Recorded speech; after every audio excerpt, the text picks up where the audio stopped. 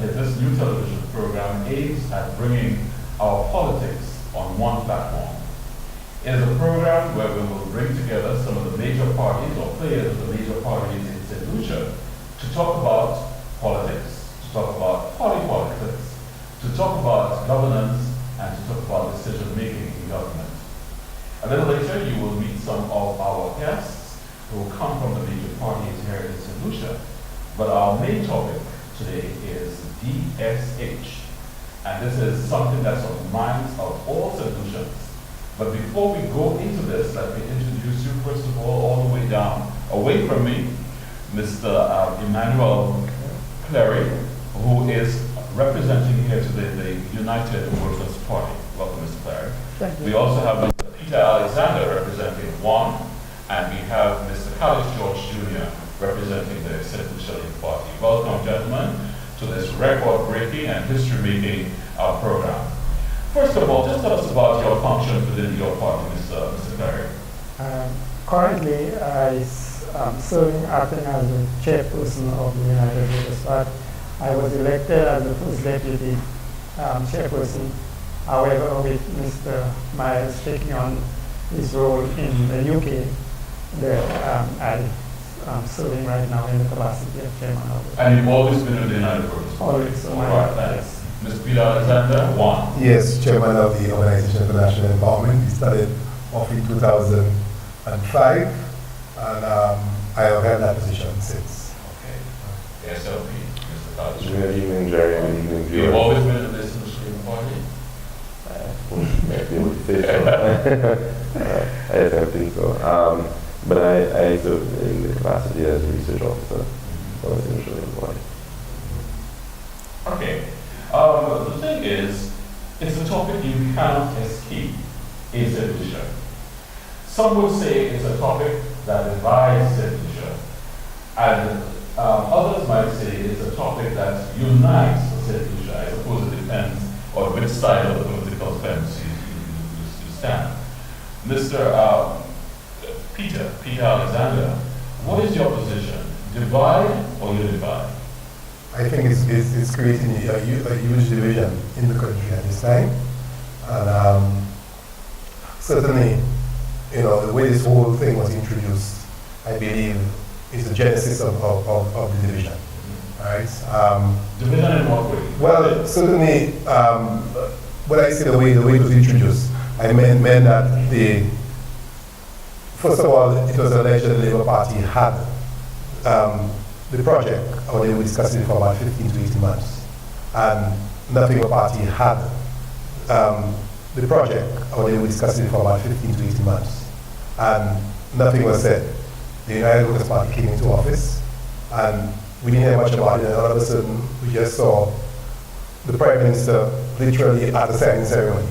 And you're talking about, $2.6 billion US, investment. And certainly, you don't as a government just introduce something like that and sign it without bringing your people involved. You're talking about, I think our budget is what, 200 million or something, or 300 million, I'm not too sure. Right? And you're talking about 2.6 billion. So certainly whatever is going to have a massive impact on the country one way or the other. And I think that it should have been discussion, it should have been debate, and there are even some persons out there who think it should have been a referendum and something like that. And I think that's the way we should go. I mean, you look at even St. Vincent, just a question of the Caribbean Court of Justice.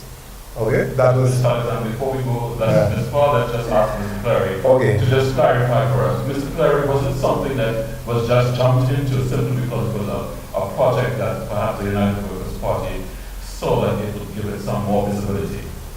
I don't think it was something that was jumped into. I like Mr. Alexander said, the origin of this project, we know that the Labour Party had been in discussions for over a year as far as this project is concerned, which means that there was significant progress had been made for the United Workers' Party to have come in and within a period of between 6 months, 6 weeks, going into the agreement means that sufficient progress was made in the discussion.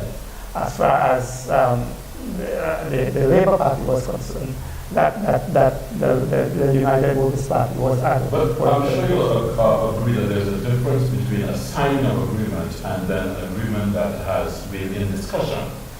Well, yes, I mean, yes. I think for all persons in St Lucia, it was something that seemed to have just come down from above and dropped in our lap and said, the Prime Minister has already signed it. But that is my point. You would have signed based on the level of discussion at which the had progressed. If for example,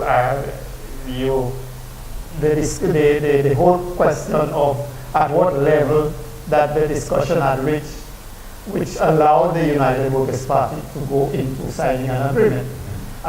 This is from that standpoint. I think that it is not something that the party just jumped into and went into the signature. Mr. Jr., how far into this agreement was the St Lucia Labour Party? At least how close were they to signing? Well, before we go there, Jerry, if you might just allow me to say, I think in the search for proclaiming some sort of vision for the South and hope for the South, we've ended up with a lot of division in the midst of what has been seen here in DSH. In terms of actual negotiations, I mean, unless if the United Workers' Party was secretly involved in negotiations prior, I can't fathom how you could go through a process of an investment of the scale of $2.6 billion value added in a matter of 6 weeks, particularly when the former administration, the Labour Party administration, was working actively in terms of negotiation of a framework of an agreement from perhaps somewhere between November of 2015. So really and truly, the Labour Party was perhaps looking at this actively for about a period of 8 9 months. Before that, there was a proposal in terms of the concept, and of course there was a proclamation made in the party manifesto of 2011 of a desire to see a racetrack. And the thinking there, of course, would be that this racetrack would be empowering existing players in the horse racing industry in St Lucia. But clearly what we're seeing now, how this thing is being manifested, is completely different from that original vision. Why should the SLP say something? There were actually statements regarding the horse racetrack made, but they were not used in any way as this big political carrot to say that, look, we are bringing a $3 billion investment, because it's not responsible, Jerry. We've had a history of investors coming to the country and they have not delivered. The investors are coming in the country. There are ways where you could at least inform the electorate going into an election, where this becomes a talking point for people to understand what is going on. I think if you look very carefully to the record, you will actually see that there were statements made regarding the proposed horse racetrack and development of vehicle. Sometimes these things don't get played out in the media because they're not, exciting enough in terms of the other topical issues at the time, which was VAT and impacts and those types of things. If you actually look in the record, I'm pretty certain you're going to see mention of this proposed development. There are a lot of things spoken about that don't necessarily get the kind of airplay that you would imagine. But then, of course, when you go and you sign a big agreement and you proclaim that this is going to be a $2.6 billion agreement to the public, it's showing really the true intent of this, which is using things sometimes, using development as a political tool instead of looking at development from a purely developmental standpoint as to how it benefits people.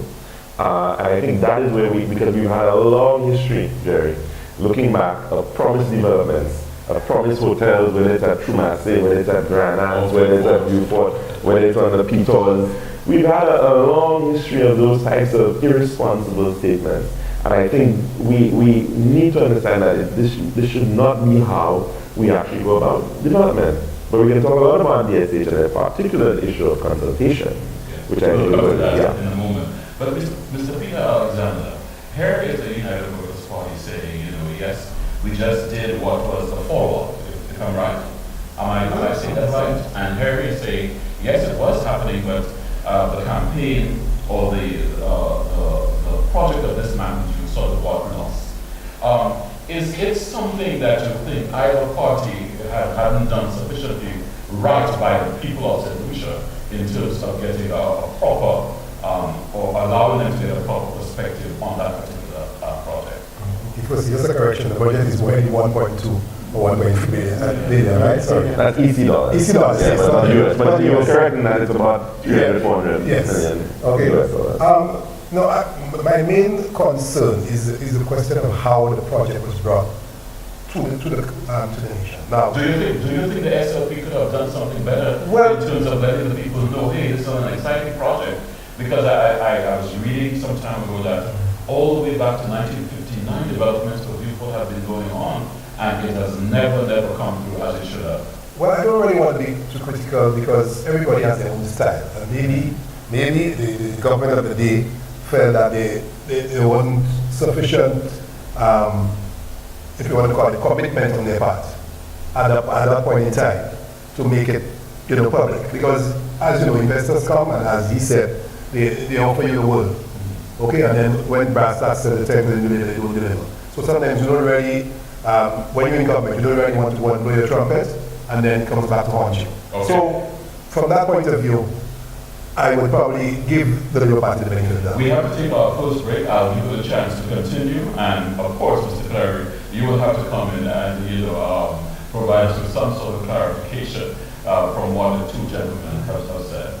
This is Talking Points, our new program on television, and we hope that you will enjoy it because it's something different. We try to provide a balanced view as far as politics in St. Lucia is concerned. We'll be back in